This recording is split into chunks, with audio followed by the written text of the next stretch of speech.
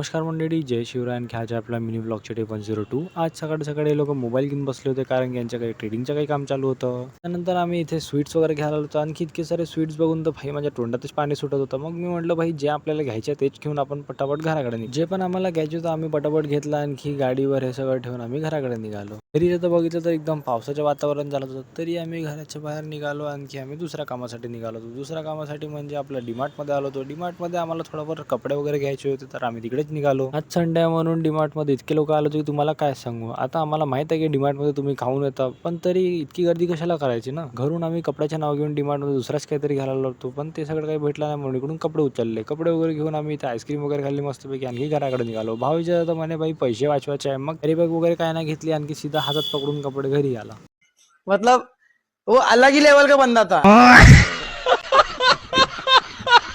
घरी जाता आम्ही मस्त भाजीचे सामान वगैरे घेतलं. आणखी मग घराकडे निघालो. घरी आल्यावर मग इथे चिल्ले पाल्ले आले होते, यांनी पूर्ण पसारा करून ठेवला, तर मग मी यांनाच पूर्ण उचलायला लावला. तर चला आजसाठी इतकंच, भेटूया नेक्स्ट व्लॉगमध्ये.